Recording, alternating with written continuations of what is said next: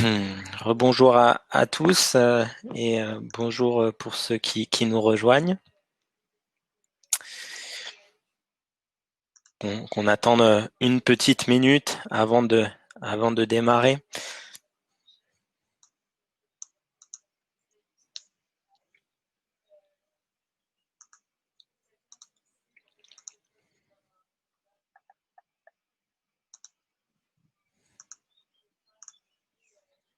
Bon, j'espère que pour ceux qui sont là depuis ce matin ont encore un peu de place pour prendre de l'info. Je sais que le premier webinaire a été très très riche, beaucoup de questions, donc c'était super. N'hésitez pas à utiliser ce chat-là. Idéalement, vous avez l'onglet questions à droite du chat. Ça permet d'organiser un petit peu mieux la façon dont je vais réussir à retranscrire vos questions.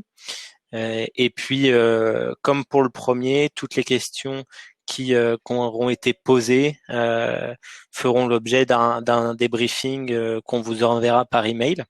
Donc, si j'arrive pas ou je n'ai pas le temps de répondre de poser vos questions à Steve, n'hésitez pas quand même à en poser un maximum pour que derrière on vous fasse un document récapitulatif sur toutes les questions que vous pouvez et vous pourrez vous poser. Je vous mets aussi également le lien de notre page LinkedIn. Donc, n'hésitez pas à vous inscrire, notamment pour tous les replays de toute la journée du CSE, où on va mettre les replays en ligne sur notre page pour pouvoir réécouter les webinars en plus des récaps des questions qu'on vous enverra par mail.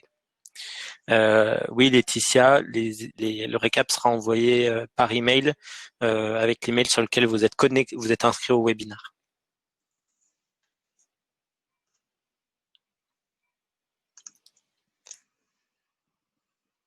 Ouais, profitez pour poser des questions. Je suis le seul expert comptable de la journée, donc n'hésitez pas. Il y a plusieurs avocats, mais un seul expert comptable.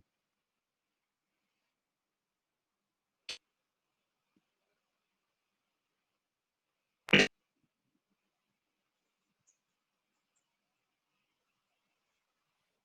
coup, on va pouvoir. Donc bonjour à toutes et à tous, rebonjour pour ceux qui nous rejoignent une deuxième fois. Je vous remercie tout d'abord d'avoir répondu présent à notre invitation sur cette première édition de la journée du CSE, afin d'échanger ensemble sur tous les enjeux qui sont à la fois liés à la crise sanitaire, où on a vu que vous avez beaucoup de questions, mais aussi que ce soit un rendez-vous sur d'autres sujets qui impactent le CSE. Vous êtes potentiellement chez vous et du coup peut-être un petit peu plus le temps d'échanger sur les problématiques globales du CSE. Donc l'objectif, c'est on voit que vous aimez ce type de contenu et ce type d'échange. Du coup, on a décidé avec Club Employé d'organiser de la journée du CSE maintenant tous les mois. On va mettre ça en place à partir du 1er juin et ce sera sur 4 à 5 webinaires en fonction de certaines thématiques. Donc vous recevrez potentiellement des parties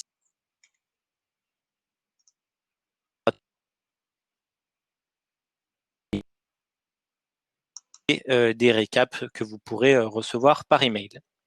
Un rappel de la journée, donc à 11 heures maintenant, optimiser la gestion de vos avantages salariés avec une personne de l'équipe de Club Employé qui vous présentera nos outils et la façon dont vous allez pouvoir optimiser juridique et social avec le CSE et le respect des droits et obligations de l'employeur, en insistant sur la partie communication et la façon dont vous pouvez échanger avec vos collaborateurs, notamment dans une problématique de déconfinement.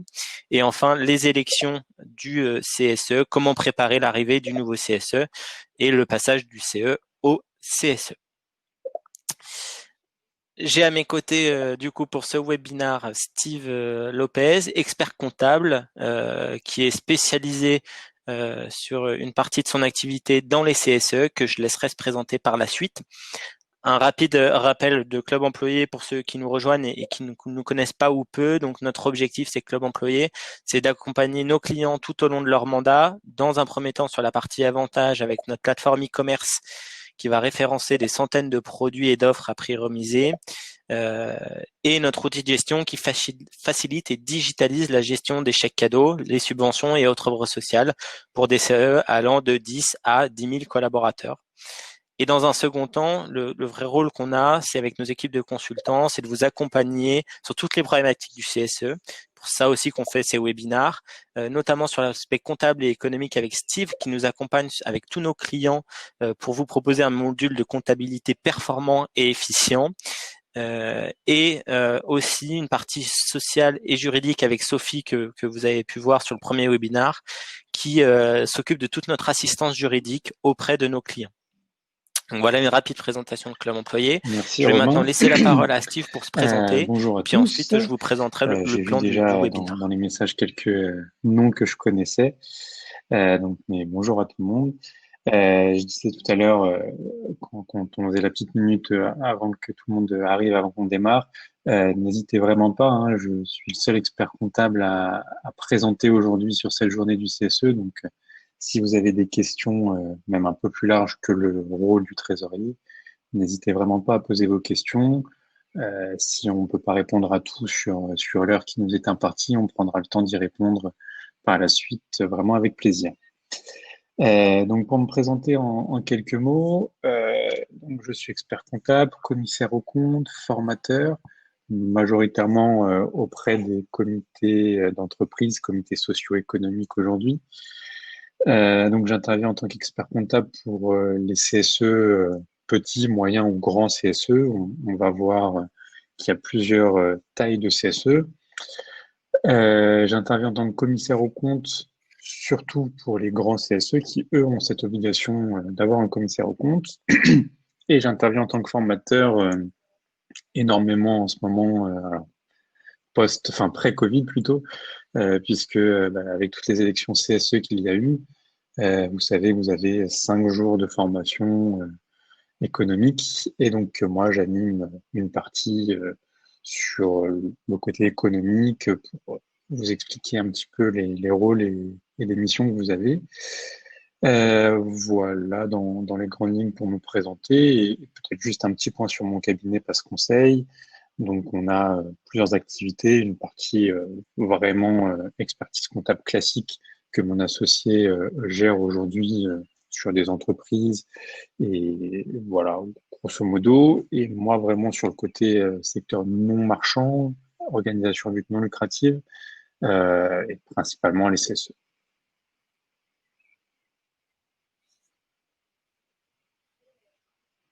Ouais. Bon, Peut-être j'en parle donner pas toujours, un mais petit peu vu que de storytelling sur tu me ton tends la passé, perche, Steve. je connais très bien les CSE puisque bon, j'ai 32 ans et ça fait 25 ans que je travaille avec les CSE. Alors non, mes parents m'ont pas exploité, mais j'étais intermittent du spectacle quand j'étais plus jeune, et du coup j'intervenais déjà auprès des CSE, mais plutôt côté arbre de Noël que plutôt côté ASC, activité sociale et culturelle, que fonctionnement. Donc aujourd'hui je fais la partie fonctionnement avec les missions de comptes annuels, de présentation des comptes, de formation, de commissariat aux comptes.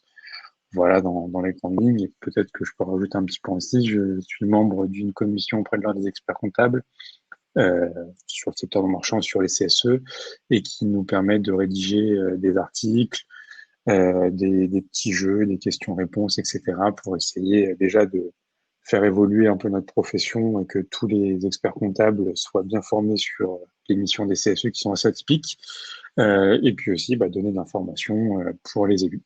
Voilà.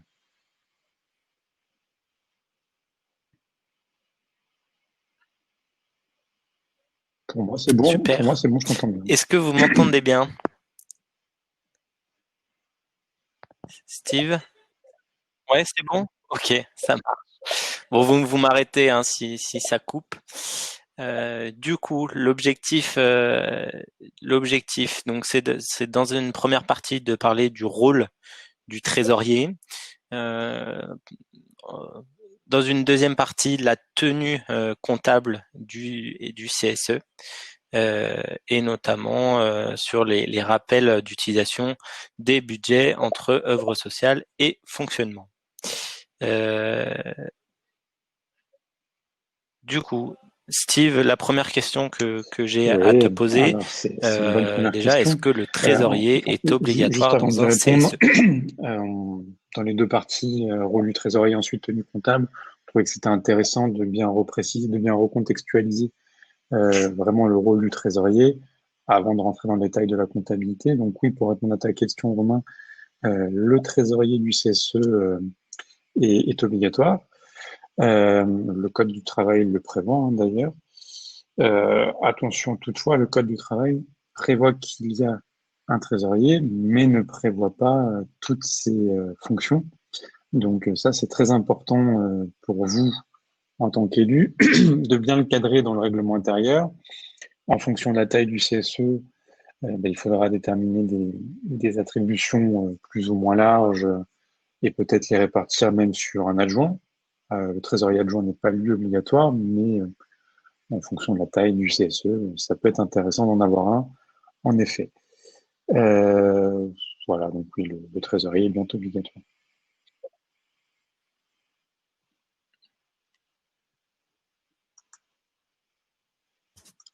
Ok. Ouais, Du alors coup, quelles je vais sont peut-être vous partager ses rapidement principales missions mon écran. J'ai deux, à trois ce slides à trésorier? ce sujet. Juste une petite seconde le temps que je partage. Hop, est-ce que vous voyez bien mon écran? C'est bon?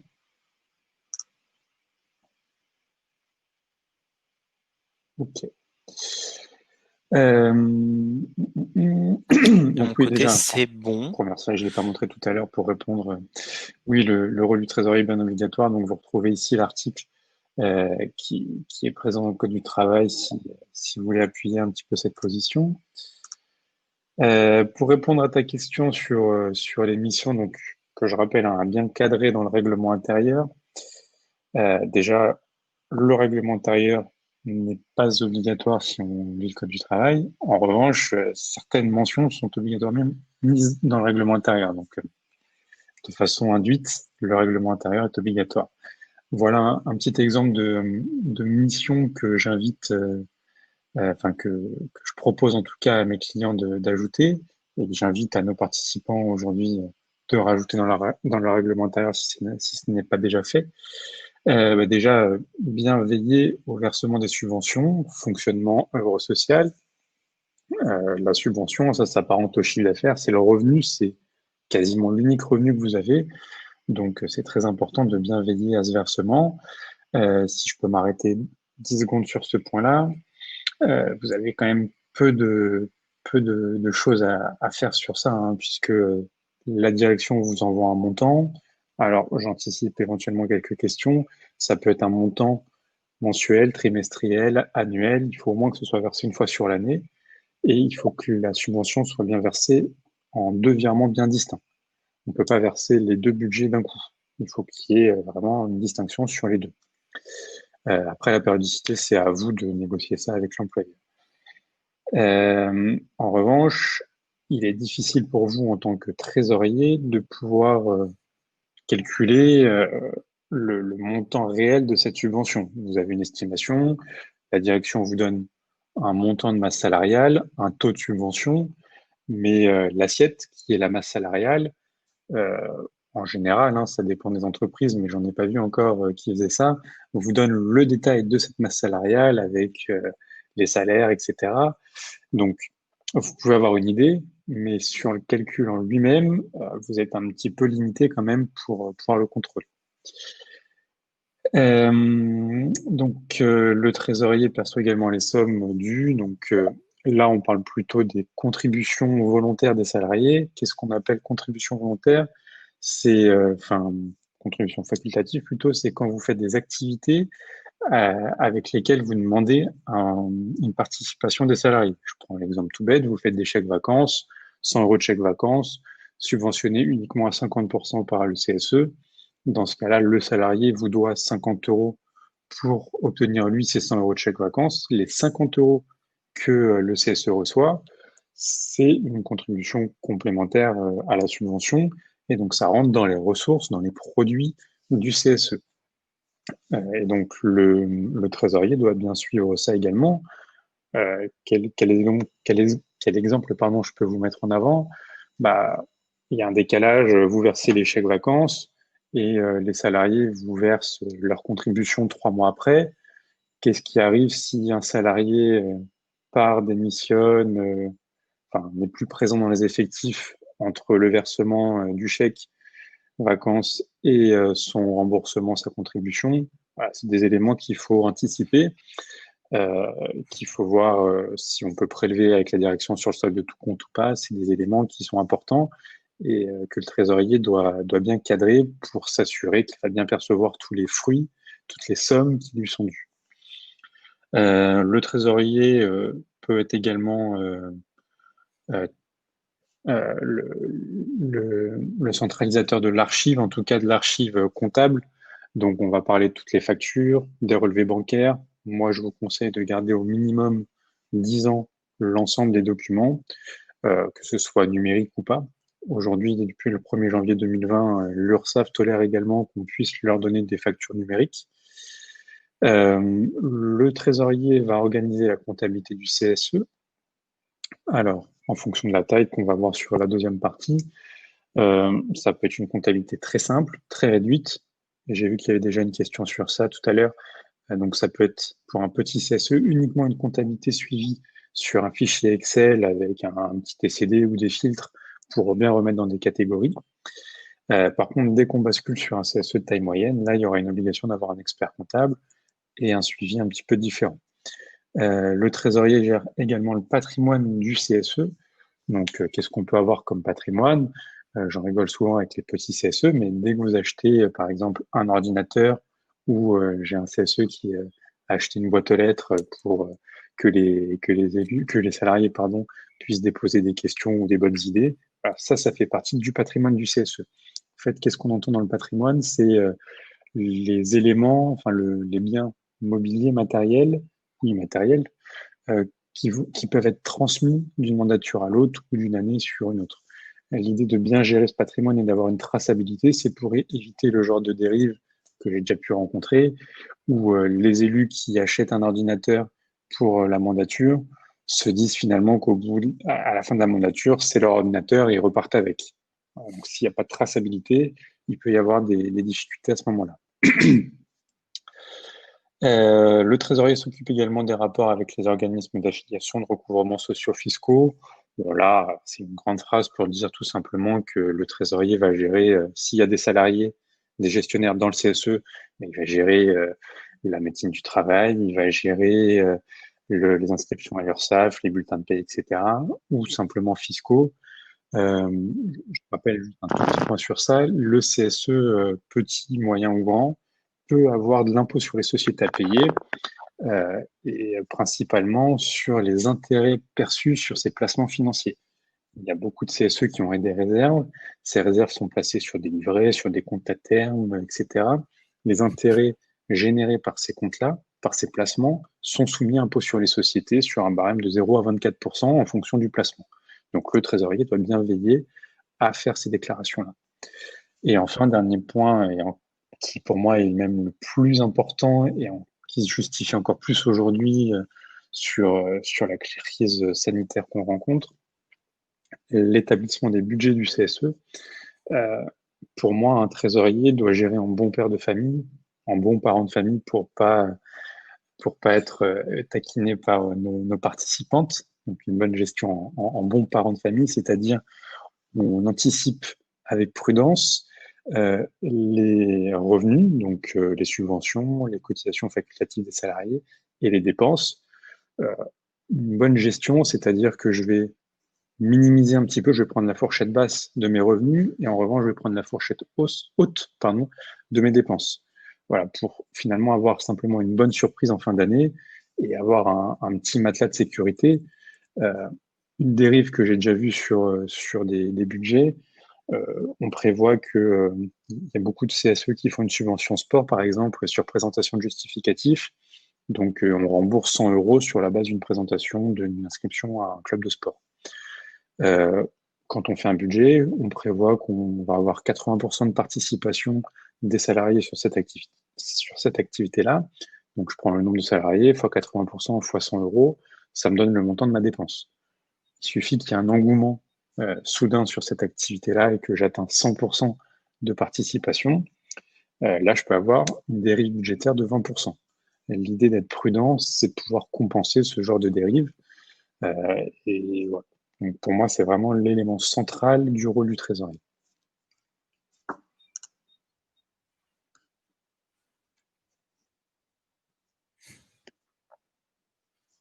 Ok. Très clair. Et du coup, pour ces missions-là, est-ce que un logiciel pour suivre la comptabilité doit être utilisé ou est-ce qu'on peut faire simplement un suivi par Excel, demande Christelle.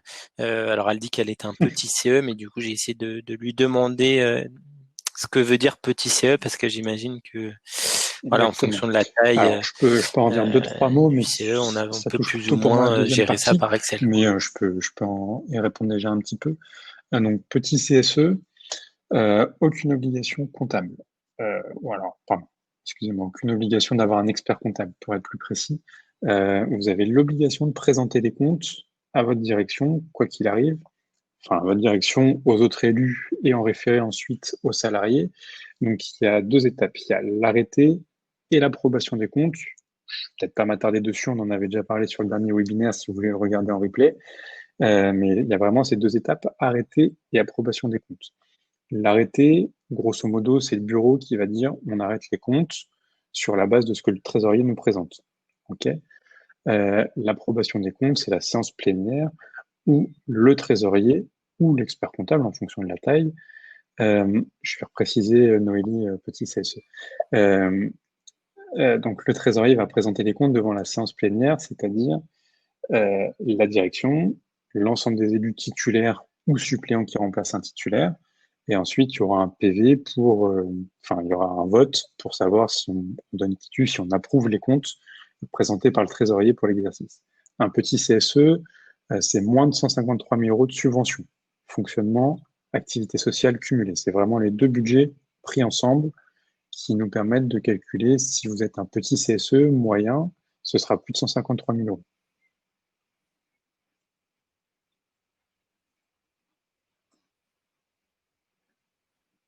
Ok.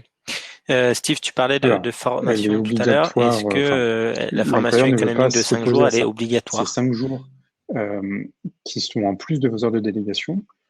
Donc, vous pouvez les prendre sur l'ensemble de votre mandat. Il n'y a pas d'obligation à les prendre sur le premier mois, les 5 premiers mois, ou enfin sur la première année. C'est vraiment sur l'ensemble de votre mandat.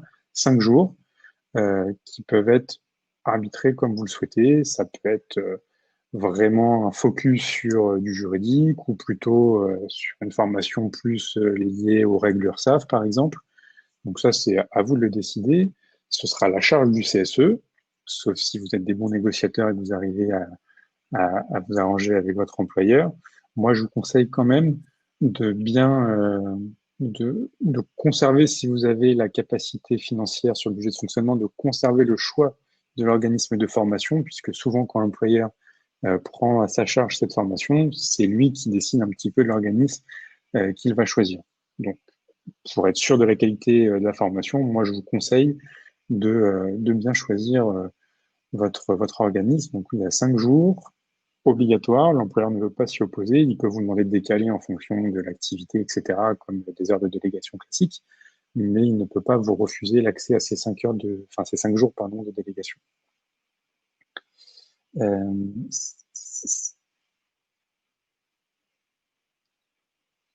Ok. ouais. Peut-être passer à ta prochaine Ouais. question sur les vraies du coup Alors, responsabilités du trésorier, parce que j'ai une question qui est liée à ça. ouais. Alors, excuse-moi, je voulais Est-ce que juste tout peut-être dépend répondre à la question de Marie-Jo, est-ce que tu vas-y ou sinon j'ai que la je trouvais question. était pertinente et qui va vraiment sur les budgets du CSE sur la slide qu'on a en Oui. ce moment. Alors, Marie-Jo, vous êtes une mauvaise élève, vous ne deviez pas être là sur la dernière, sur le dernier webinaire, puisque j'en ai parlé. Mais c'est vraiment très important et c'est l'actualité, donc je vais prendre une petite minute pour y répondre. Donc, les entreprises qui sont au chômage partiel aujourd'hui, euh, donc il y a 70% du brut qui est maintenu par les employeurs au minimum. Donc, je pars du principe qu'il y a un chômage partiel total, donc il n'y a plus d'activité du tout. Donc, le brut déjà est diminué de 30%, donc forcément, ça fait moins pour les CSE. Pour moi, ça va même un petit peu plus loin que ça, puisque l'assiette de subvention pour les CSE, c'est les gains et rémunérations soumis à cotisation sociale. Quand on parle de chômage partiel, on a un brut qui n'est pas soumis à cotisation sociale. Donc, pour moi, si la direction le souhaite, en tout cas, enfin, si elle s'arrête strictement au Code du travail qui précise les gains et salaires soumis à cotisation sociale, vous risquez d'avoir 2-3 mois d'assiette en moins sur le calcul de vos subventions. D'où l'intérêt vraiment très important de refaire une revue de votre budget CSE, notamment sur vos produits, sur vos encaissements, puisque là, ça peut avoir un impact assez important. Ok, merci pour cette précision. Du coup, on était sur la responsabilité du trésorier. Euh, du coup, je peux peut-être Ouais, te laisser répondre et j'ai déjà une question en tête à ce niveau-là. ouais, Parce que ouais. Ouais. toutes les missions que tu as Euh, présentées sont assez larges. Donc, le but, c'est vraiment de savoir la vraie responsabilité du trésorier dans toutes ces missions-là. ouais, ouais, ouais. Alors, le trésorier peut engager sa responsabilité, hein, puisque quand on a des missions, forcément, enfin des missions, des responsabilités, un engagement, on a des responsabilités qui peuvent être engagées. Euh, les principales, hein, c'est pour abus de confiance, abus de biens sociaux. Voilà, c'est les deux risques pénaux les plus principaux pour le trésorier. Euh, alors, j'ose espérer, hein, enfin, j'en suis sûr même que tous les trésoriers qui nous suivent aujourd'hui ne rentrent pas dans les catégories présentes sur la slide, mais la responsabilité principale, ça va être du détournement de fonds, du vol, de l'escroquerie, un délit d'entrave, voilà, ça c'est les trucs un petit peu classiques. Donc vraiment, il faut bien faire attention pour éviter d'être dans cette position-là. Euh, Peut-être pour recontextualiser, pour donner un peu plus un cas concret sur ça, ça peut aller très vite, hein. L'abus de confiance ou l'abus de biens sociaux, plus particulièrement, peut vite être caractérisé. Je prends un exemple, un, un trésorier, enfin un élu lambda, hein, qui a un téléphone portable avec une puce payée par le CSE dans le cadre de son mandat de CSE, ou un ordinateur, enfin un bien qui lui est remis pour son mandat de CSE, ne peut pas l'utiliser en dehors de son mandat. Alors, si on a un forfait limité et qu'on l'utilise pour passer un coup de fil perso, bon, il n'y aura pas d'impact et il n'y aura pas d'impact financier. En revanche, j'ai déjà rencontré un, un CSE qui, une élue est partie à l'étranger sur ses congés payés, donc en dehors de son mandat d'élu, a utilisé son téléphone à titre perso pour aller sur Internet, naviguer, etc. Un forfait en dizaines de milliers d'euros. Le CSE était titulaire de la ligne, donc a dû payer, mais s'est retourné contre l'élu, puisque là, on est sur de l'abus de biens sociaux, puisqu'on a utilisé un bien qui n'était pas lié à l'activité du CSE, et en tout cas, le bien n'était pas utilisé dans sa conformité prédéfinie. Voilà, ça, c'est vraiment très important de bien cadrer ça, de bien faire attention, aussi bien pour les trésoriers que pour les élus classiques. J'ai une petite question du coup par rapport à la Ouais. responsabilité du trésorier. Est-ce que toutes les dépenses doivent être validées par l'ensemble du CSE ou est-ce que le trésorier peut engager ses dépenses seul? Et potentiellement dans un quel Ok. montant s'il y a? Alors, c'est une bonne question. Je regarde juste sur la slide d'après si. Ouais. Bon, je peux basculer sur cette slide-là, comme ça je vous laisse lire en même temps. Donc, j'aime bien repartir, quand j'ai cette question, j'aime bien repartir de la base.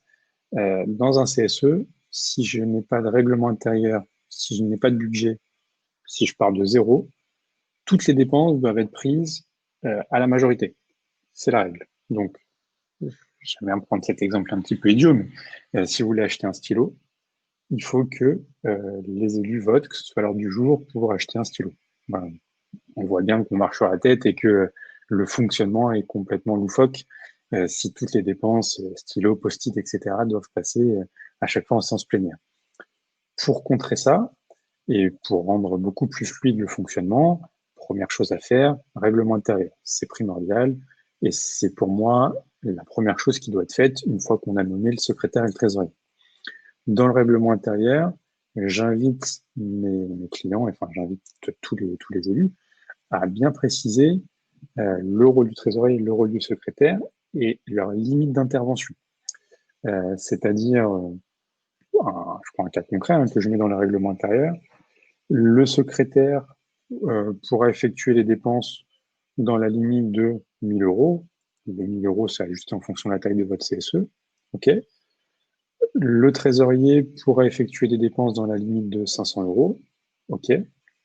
Toutes dépenses supérieures à leur plafond, donc 1 000 euros ou 500 euros, et dans la limite de 5 000 euros, devront faire l'objet d'une double signature, c'est-à-dire l'accord l'accord des deux, trésorier, secrétaire. On peut même inclure les adjoints pour éviter qu'il y ait une situation de blocage s'il y en a un qui est absent. Mais c'est très, ça apporte en fluidité d'avoir cette double strate, une strate où on peut dépenser directement, une strate où on a une double signature. Et moi, je rajoute souvent un troisième point dans le règlement intérieur. Quand le trésorier fait un budget et que ce budget est présenté en séance plénière en début d'année, je précise que le trésorier et le secrétaire peuvent engager les dépenses du CSE dans la limite du budget qui a été défini. C'est-à-dire, si je prends la ligne chèque vacances, ça va être difficile début janvier de dire en juin combien on va dépenser pour les chèques vacances, puisqu'on ne sait pas si on va avoir 100 ou 110 ou 130 salariés, c'est compliqué. Par contre, ce qu'on peut dire, c'est la règle. Donc, les chèques vacances, 100 euros par personne, peu importe le nombre de personnes. La variable X, on la saura au moment de l'événement. Là, j'ai donné la règle, donc qui est 100, 110, 130 salariés. Au moment de la facture, du paiement, le trésorier pourra effectuer cette dépense sans repasser en séance plénière au mois de juin. Voilà, ça c'est un peu l'idée de voter un budget. Si je prends un autre principe, la billetterie par exemple, on peut dire que le trésorier propose une ligne budgétaire de 10 000 euros par an sur la billetterie. Dès qu'on atteint ces 10 000 euros-là, le trésorier ne peut plus faire les dépenses ponctuelles pour la trésorerie. Il ne va pas recommander de billetterie sans repasser en séance plénière, puisque là, on déroge au budget qui a été prédéfini en début d'année. Est-ce que c'est très clair. C'est clair, ouais, ça va? Ouais. Ok. Il y a des questions, j'ai pas eu le temps de regarder. Ouais. Non, peut-être. Ouais. Qui doit rédiger, peut-être on parle beaucoup de règlement intérieur, du coup, qui doit rédiger le règlement intérieur du CSE? Est-ce que c'est tous les membres? Ce règlement doit être voté par tout le monde? Le règlement est signé par le président, donc le président c'est la direction de l'entreprise, et le secrétaire du CSE. Pour moi, l'idée c'est les élus proposent un draft, donc les élus font une réunion entre eux, proposent un draft qui est soumis à la direction. L'employeur prend part au vote du règlement intérieur, donc on ne peut pas mettre n'importe quoi dedans, et c'est même un peu plus large, c'est qu'il y a un droit de veto sur chaque mention qui sont précisées dans le règlement intérieur. Donc on peut pas aller dire que le taux de subvention est de 98% de la masse salariale, par exemple. Là, je pense qu'il y aura un droit de veto. Voilà, c'est conjointement. En revanche, j'insiste vraiment sur les points que j'ai donnés, mettre des plafonds de dépenses pour éviter les dérives, donner les règles du budget, quand est-ce qu'il est préparé, quand est-ce qu'il est présenté, est-ce qu'il est révisé. Voilà, ça pour moi c'est très important pour une bonne fluidité du fonctionnement du CSE. Ok. Est-ce que je vois beaucoup de questions sur la partie budget, activité sociale et fonctionnement? Est-ce que c'est dans la deuxième partie, ça? On le garde pour après? Alors, attends, sur est-ce qu'on utilise le fonctionnement ou les œuvres sociales, c'est Ouais. ça? Non, on peut en parler maintenant, il y a pas de En gros, souci. Peut-être, ouais, ouais, dis-moi. j'ai une première de question sur là-dessus de Mathilde qui demande, outre la gestion des plateformes et compte en banque, comment utiliser peut être utilisé le budget de fonctionnement? Alors, oui, c'est assez large, en effet. Alors, j'ai une slide sur ça que j'avais pas prévu de montrer. Je regarde juste où est-ce que je l'ai. Toc, toc, toc. Voilà. Donc, peut-être juste avant de présenter cette slide, il y a une question de Stéphane. Non, pardon, Sébastien. Les séances plénières, oui, c'est bien avec la direction, hein. Avec le président, enfin, ou le RH, le DRH. C'est séance plénière, c'est là où on prend où on vote sur le règlement intérieur, sur l'approbation des comptes, ainsi de suite. Alors, pour les règles de fonctionnement, donc, vous savez, hein, je rappelle, il y a deux budgets, 0,2% pour les moins de 2000 salariés pour le fonctionnement, 0,2% de la masse salariale, 0,22 pour les plus de 2000 salariés. Okay, donc on a gagné 0,02% grâce au passage en CSE. Quelques propositions de dépenses, hein, pour le budget de fonctionnement. Recours aux experts libres. Donc, un expert libre, vous avez une proposition, un changement d'organisation de travail proposé par l'employeur. Donc, le CSE est consulté pour ça. L'employeur a l'obligation de vous demander votre avis. Je ne sais pas, vous êtes une boîte d'informatique et tout le monde travaille sur PC et l'employeur décide de passer sur Mac, par exemple. Ça peut avoir un impact assez important sur l'organisation de travail des salariés. Le CSE est soumis, enfin, on demande l'avis du CSE.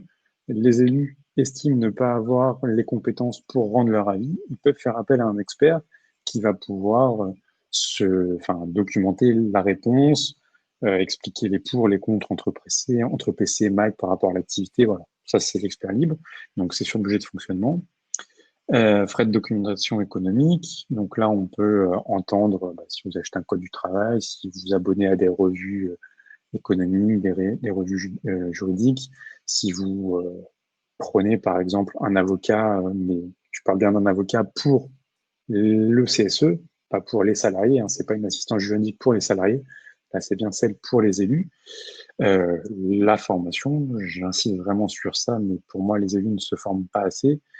Euh, un trésorier, pour moi, doit se former au minimum une journée par an sur l'évolution des règles URSSAF. Ça, pour moi, c'est un minimum. Vous avez également les frais de déplacement. Si vous êtes une entreprise multisite et que vous faites une permanence régulière pour vendre de la billetterie, si vous ne passez pas encore par Club Employé pour faire de la billetterie électronique, en tout cas, les frais de déplacement, de restauration, etc., sont sur le budget de fonctionnement. Les dépenses de communication, et là, je fais le petit signe de guillemets à la main, puisque quand vous allez sur les salons CSE, et je m'amuse à le faire quand je suis sur un salon, je prends un badge, pas exposant, mais je prends un badge visiteur, et je laisse les commerciaux, des prestataires qui vendent des paniers gourmands, qui vendent des recharges d'iPhone, ce genre de choses, et qui vous disent on met le logo du CSE, c'est de la communication. Et là, non, vraiment, je ne peux pas laisser dire ça. Pour moi, c'est une des plus grosses dérives que je vois sur les CSE. La communication, c'est la communication des élus vers, vers les salariés. Qu'est-ce que j'entends par là? Vous faites redescendre les PV aux salariés, donc ça peut être soit vous l'imprimez, et des coûts d'impression, c'est de la communication. Euh, Vous créez une petite newsletter, etc. Ben, ces frais-là, c'est de la communication. Par contre, faire une serviette de plage avec le logo du CSE, vous n'avez pas une activité commerciale, donc vous n'avez pas de communication commerciale à faire. Donc, une serviette, c'est un cadeau, c'est des œuvres sociales. Une recharge d'iPhone, c'est un cadeau, même si elle a le logo, c'est des œuvres sociales. voilà, on peut faire la liste comme ça. Je crois que j'ai une slide juste après, si vous voulez, je pourrais vous la montrer. Et enfin, les frais de gestion, donc frais de secrétariat, de la sténotypie. Donc, si vous voulez prendre quelqu'un qui rédige les PV directement, les frais de comptabilité. Donc là, il y a un article du Code du travail qui précise que les honoraires de l'expert comptable sont bien en lien avec le budget du fonctionnement. Quelques questions sur les frais bancaires aussi. Sur les frais bancaires, alors les frais bancaires, si vous avez deux comptes, bah, les frais bancaires fonctionnement, c'est du fonctionnement. Les frais bancaires œuvre sociale, c'est œuvre sociale. Également pour les intérêts, si vous avez 100 000 euros de réserve en fonctionnement, 0 de réserve en œuvre sociale, vous générez des intérêts en fonctionnement, ces intérêts seront sur le fonctionnement et pas sur les œuvres sociales. C'est le même principe. Ok. Très clair. Alors, Pas de excuse-moi, questions. je rebondis juste sur la question de Laurent. Sur la question de Laurent, peut-être que j'ai déjà eu en formation.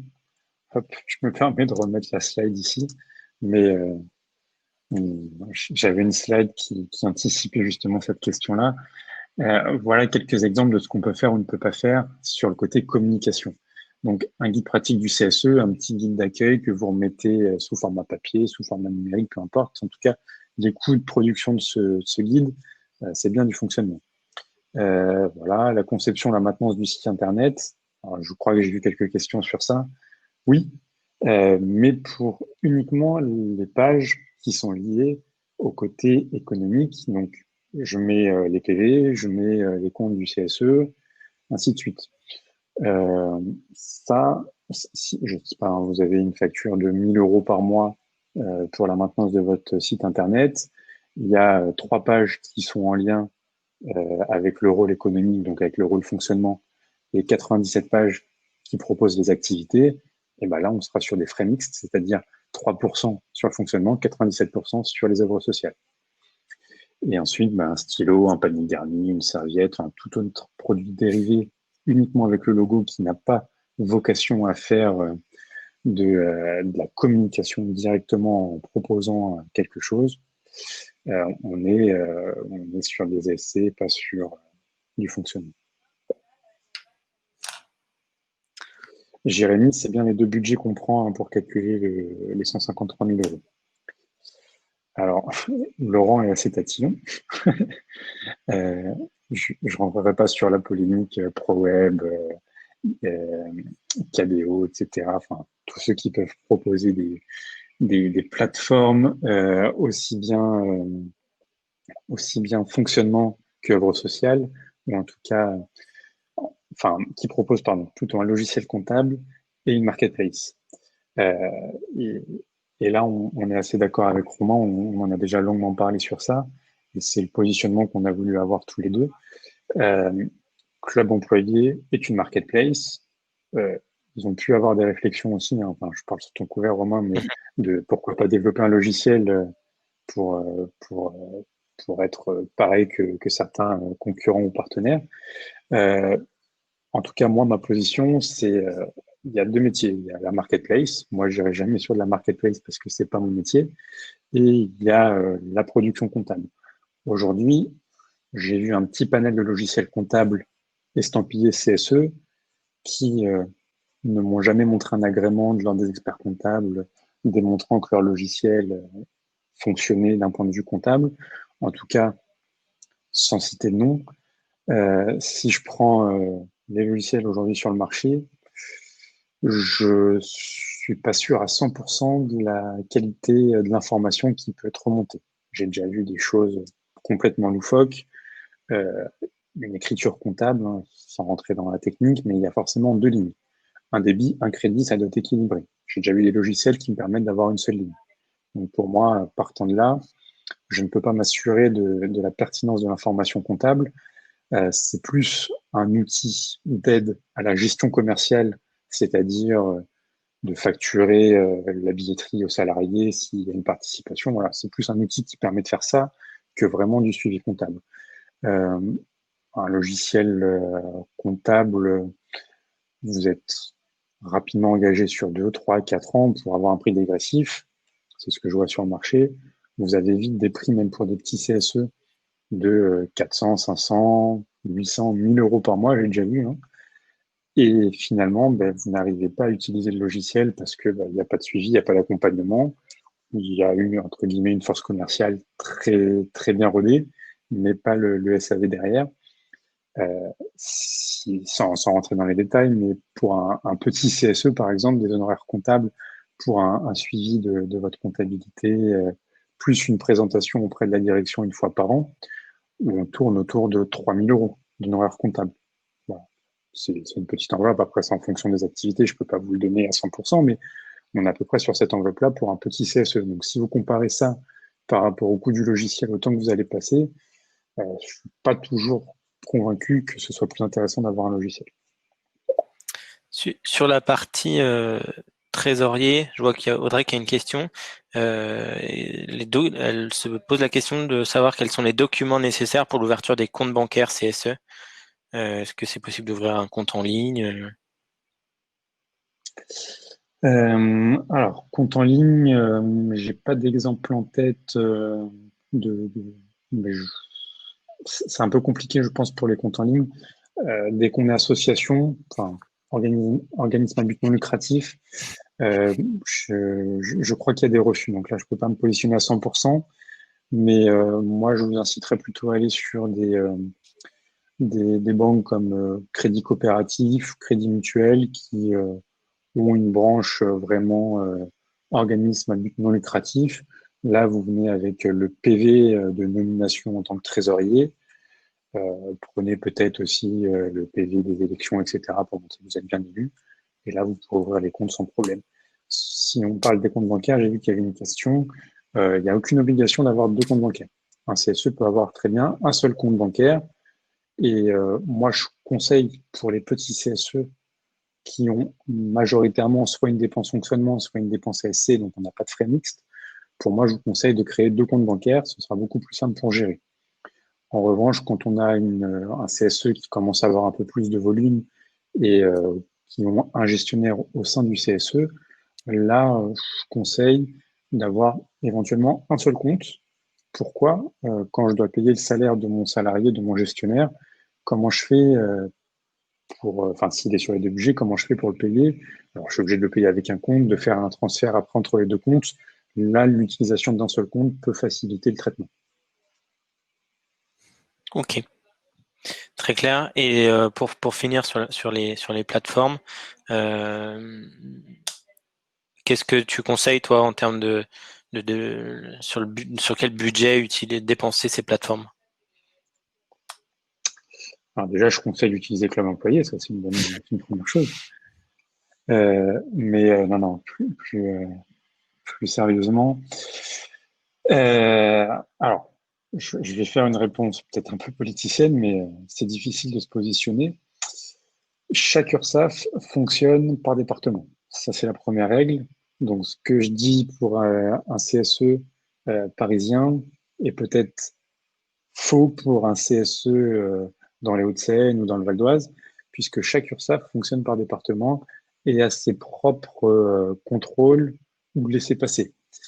Euh, donc, il y a des choses que je vois retoquées par l'URSSAF sur des départements et pas sur d'autres. Donc, c'est vraiment très difficile d'avoir une position claire, précise. Euh, Moi, je vous dirais que l'accès à une marketplace peut passer sur du fonctionnement euh, pour la partie dépôt des PV, dépôt des comptes, etc. Mais il faut au minimum faire des frais mixtes. C'est-à-dire que s'il y a 70% de pages pour de la marketplace, de la billetterie, etc., moi, je vous conseille de répartir ça 70% sur les œuvres sociales, 30% sur le fonctionnement. Je ne ferai pas du 100% fonctionnement, je ne ferai pas non plus du 100% œuvre sociale. On peut jouer un petit peu sur ces frais mixtes.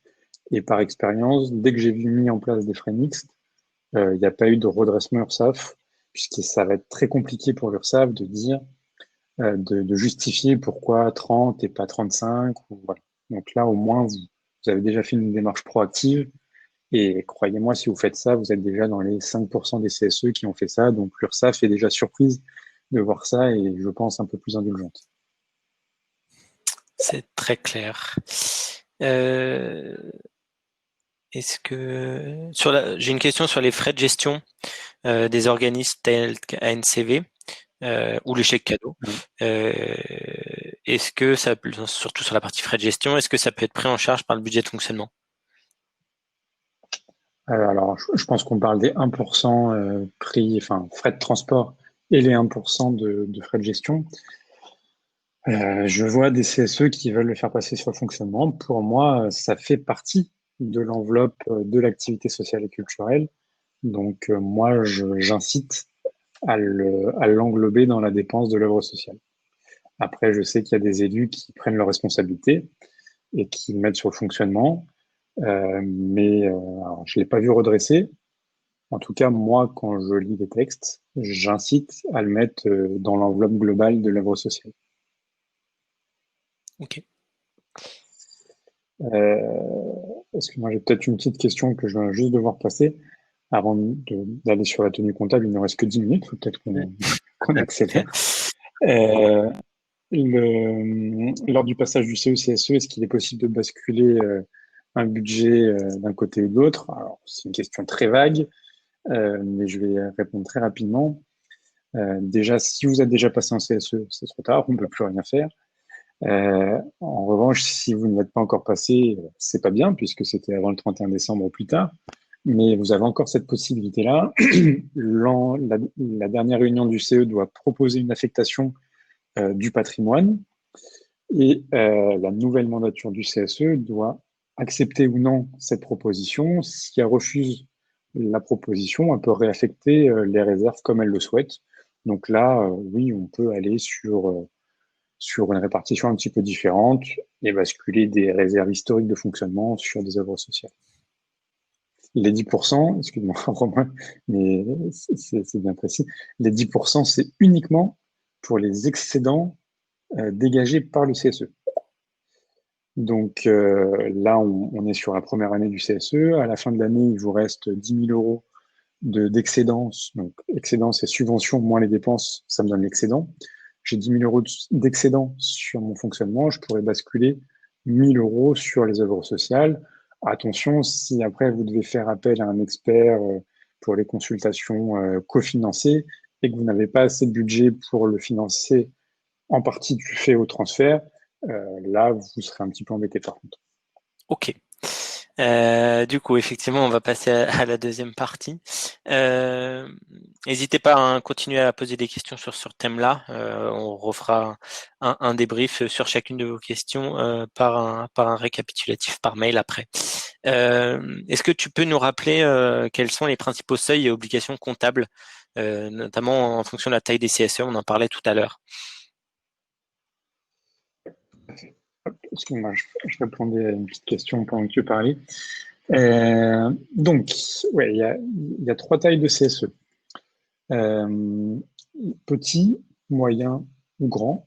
Il n'y a rien de péjoratif dans le nom, hein, c'est comme ça. Le petit CSE, ressources annuelles inférieures à 153 000 euros. Moi, je répète, j'ai vu passer les questions tout à l'heure. On prend bien les subventions de fonctionnement et les subventions d'œuvres sociales, d'activités sociales et culturelles, AEP plus ASC. On fait ce cumul sur l'année. Si on dépasse 153 000 euros, obligation d'en être un expert comptable. Si on ne dépasse pas 153 000 euros, pas d'obligation d'avoir un expert comptable.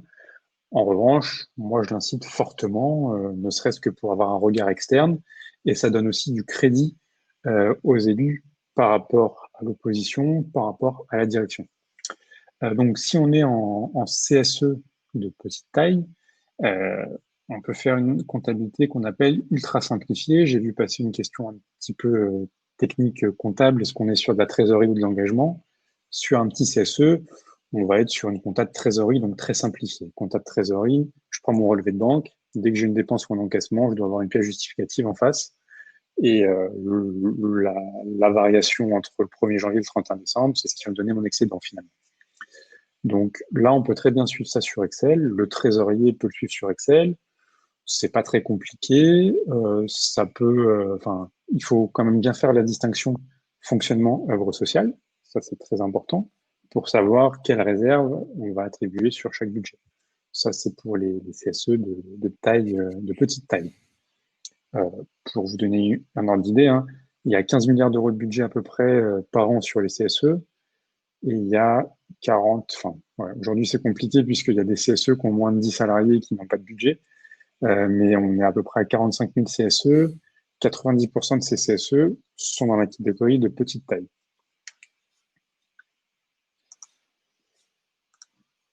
Ah mince, hop, juste la slide d'après. Voilà le tableau qu'on utilise pour calculer les ressources. Donc subventions, contributions, les revenus des biens meubles, voilà, c'est les intérêts qui vont être placés. Si vous recevez des dons, ça vous pouvez le retrouver aussi dans le code du travail. Je ne vais peut-être pas m'attarder dessus comme il ne nous reste pas beaucoup de temps. Le CSE de taille moyenne, donc là on est des ressources supérieures à 153 000 euros. Là on est obligé d'avoir un expert comptable. Et si vous avez un expert comptable, on va faire une comptabilité d'engagement. Quelle est la différence entre trésorerie et engagement? Engagement, je vais constater le produit ou la charge dès que le CSE a pris engagement. L'exemple le plus concret, c'est les honoraires de l'expert comptable. Je travaille toute l'année pour vous sur 2020 pour le CSE. Donc on est d'accord que les dernières factures de décembre, je les reçois janvier-février 2021 et je vous envoie ma facture pour 2020 fin février 2021. Donc vous n'allez pas me payer en 2020 pour une facture de 2021, je serai bien payé sur 2021. Principe de la compta d'engagement, cette facture, je la rattache directement à l'exercice 2020. Donc, il y aura une dette au 31 décembre 2020 du CSE vers l'expert comptable. Ça, c'est de la comptabilité d'engagement. Voilà, les honoraires d'expert comptable sont sur le budget de fonctionnement. La mission peut être plus ou moins large. Ça peut être simplement de la révision comptable, c'est-à-dire que un CSE qui veut faire sa compta, minimiser les coûts de l'expert comptable, peut très bien gérer ça en interne. L'expert comptable vient simplement en fin d'année pour faire une révision, pour vérifier que tout est OK, corriger s'il y a besoin. Il peut ou pas présenter les comptes. Le trésorier peut décider de présenter les comptes devant la direction. Moi, quand même, je préfère les présenter et ça permet d'avoir une approche un peu plus technique et de mettre aussi en avant les points positifs de l'année, du trésorier, du secrétaire, des élus en général. Et vraiment, j'insiste sur le fait que ça donne du crédit aux élus, que les comptes soient présentés par une tierce personne et un professionnel du chiffre. Et juste pour terminer sur les tailles de CSE, donc le CSE de grande taille, alors là, on est sur 1% des CSE, donc on va avoir entre 300 et 450 CSE en France qui ont cette taille-là. S'il y en a dans la salle, dites-moi, mais je suis pas sûr qu'il y en ait. Donc, pour être CSE de grande taille, on va regarder on va regarder 3 critères. Il faut dépasser au moins 2 de ces critères-là. Le total bilan, donc 1 550 000 de total bilan, le total de ressources, 3 100 000 et le nombre de salariés au sein du CSE qui dépasserait 50. En général, on dépasse plutôt les 2 premiers seuils, hein, ressources, total bilan. Si on en dépasse 2, on est un CSE de grande taille. Quelles sont les obligations complémentaires? Donc là, je n'ai plus d'obligation d'avoir un expert comptable. Je pourrais très bien faire ma compta en interne sans expert comptable. Il n'y a pas de texte qui m'impose un expert comptable. En revanche, pareil, hein, j'incite et je trouve que c'est favorable de prendre un expert comptable. En revanche, vous avez une obligation d'avoir un commissaire aux comptes. Donc, le commissaire aux comptes va certifier les comptes. Et pour certifier les comptes, en général, le commissaire aux comptes s'appuie sur les travaux de l'expert comptable. Donc, si vous n'avez pas d'expert comptable en interne, les honoraires du commissaire aux comptes seront bien plus élevés que s'il y a un expert comptable. Et un point que j'affectionne tout particulièrement dans les grands CSE, puisque j'ai fait mon mémoire d'expert comptable dessus, justement, sur la commission des marchés. Donc là, c'est la loi de transparence financière de mars 2014 qui a instauré ça dans les CSE. C'est une commission des marchés, c'est des appels d'offres, comme on peut connaître sur les appels d'offres des marchés publics, où en fait, toutes les dépenses supérieures à 30 000 euros, tous les marchés, pardon, supérieurs à 30 000 euros engagé par un CSE doit faire l'objet d'un appel d'offres. Et donc, pourquoi ça a été instauré? C'était pour insister sur la transparence financière et éviter qu'un élu, un trésorier par exemple, qui a un pouvoir de décision, un pouvoir de dépense de 30, 40, 50 000 euros, puisse faire des dépenses et favoriser des personnes de son entourage, par exemple. Donc là, si on fait un appel d'offres, il y a plusieurs élus, il y a une commission qui se réunit, et donc ça évite les dérives et les détournements de fonds. Voilà. Est-ce qu'il y a des questions, Romain, que tu as pu voir passer? Ok, très. Oui, alors est-ce que l'arrêté des comptes et l'approbation des comptes doit être porté à la connaissance des salariés Alors, ou il y a deux uniquement être présenté au choses. président? Arrêté de compte, c'est réunion de bureau uniquement. Alors, ça est cadré par contre dans le règlement intérieur, mais majoritairement, on dit que dans le règlement intérieur, l'arrêté de compte se fait par les membres du bureau et l'approbation se fait en séance plénière. Ça, l'approbation, c'est légal, on ne peut pas faire autrement. Donc, le petit PV de bureau qui va arrêter les comptes, ça reste au sein du CSE. Il n'y a pas besoin de partager ça aux salariés. En revanche, l'approbation des comptes, c'est une décision de séance plénière classique. Donc là, c'est avec la direction dans la séance plénière et c'est publié, c'est mis à disposition des salariés qui souhaitent voir les comptes et lire le PV.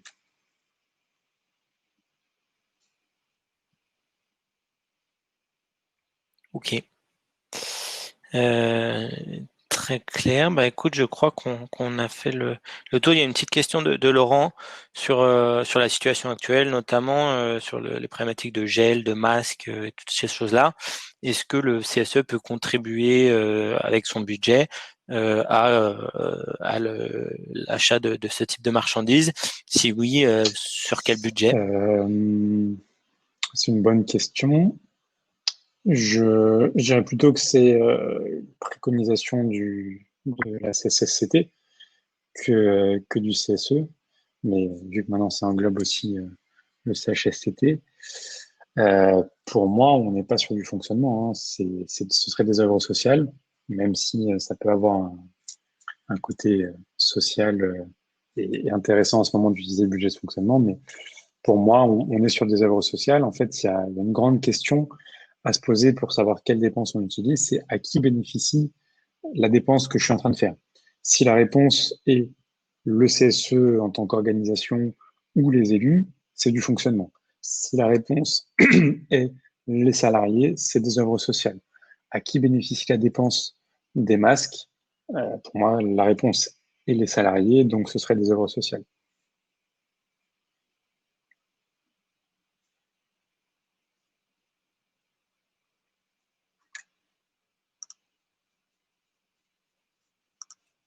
D'autres questions que tu avais sélectionnées, Romain?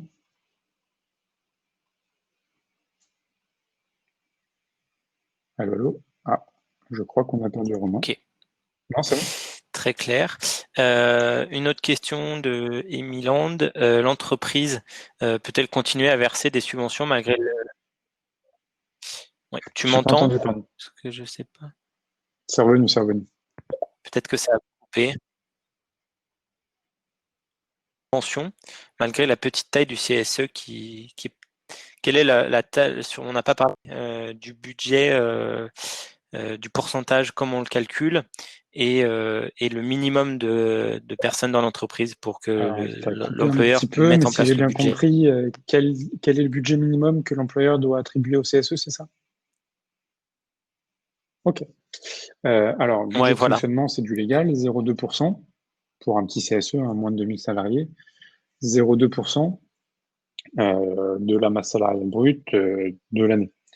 Donc, ça, on ne peut pas faire autrement, hein, on est obligé de le verser. En revanche, la question était peut-être plutôt sur les œuvres sociales.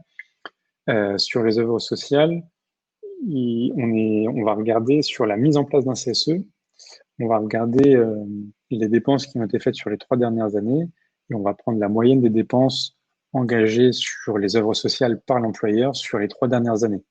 Donc ça peut être les dépenses de team building, de machines à café, etc.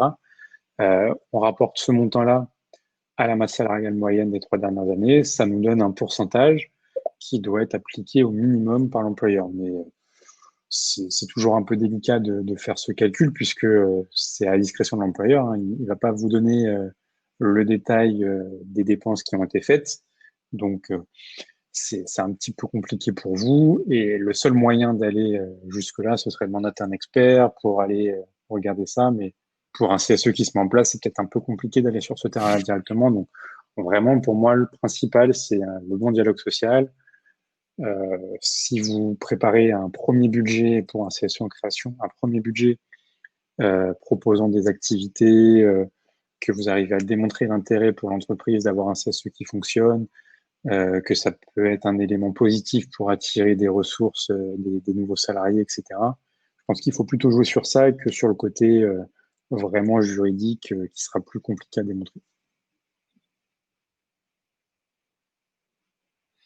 Du coup, ça relie un petit peu la question de Maël sur le fait de savoir si un employeur peut donner un budget s'il est en dessous des seuils obligatoires. C'est un petit peu, j'ai envie de dire, au bon vouloir de l'employeur et à la Alors, en négociation dessous que des le seuils CSE obligatoires, pourrait avoir c'est-à-dire avec moins lui. de 50 salariés? Alors, moins Sur- de 50 Ouais, moins salariés, de il n'y a 50 pas de salariés, oui. comité d'entreprise. Le CSE, c'est DP, CE, CHSCT.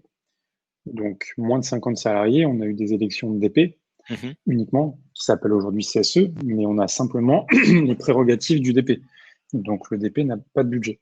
Et le budget ne pourra, enfin, si jamais l'employeur donne un budget, c'est pas la prérogative du DP d'organiser des activités sociales et culturelles. Donc, là, ça restera l'objet de l'entreprise, enfin du président.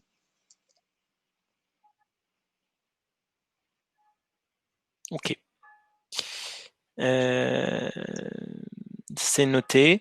Bah, écoutez, peut-être une dernière question que je Alors, Isabelle dans le pendant que cadre. tu cherches, je réponds à deux, trois questions. Il y avait une question de Si tu Sylvie veux, sur la ouais, formation obligatoire pour les tu- titulaires uniquement ou pour les suppléants. La formation, c'est uniquement pour les élus titulaires.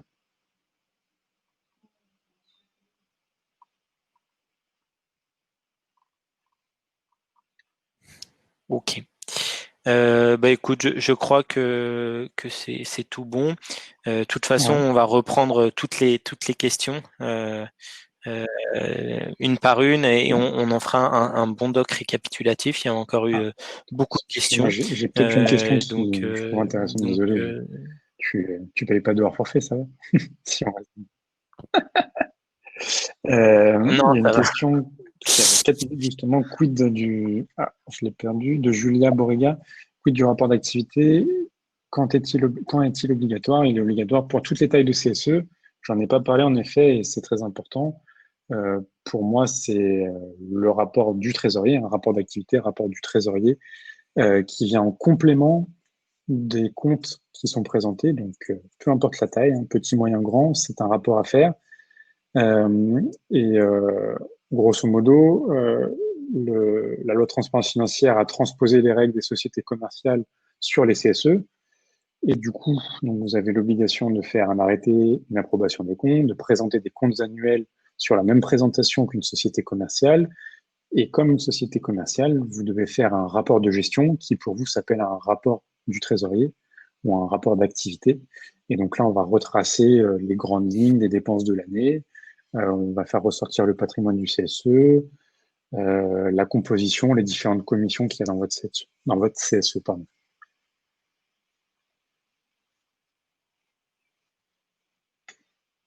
Ok. Très clair. Écoute, Je t'en prie. Steve, un grand merci pour toutes ces explications. J'espère que ça a été clair pour vous tous également.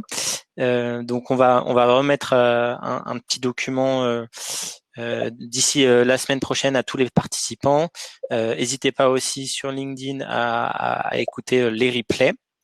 On a vu pas mal de questions sur toute la partie avantages, utilisation du budget de fonctionnement.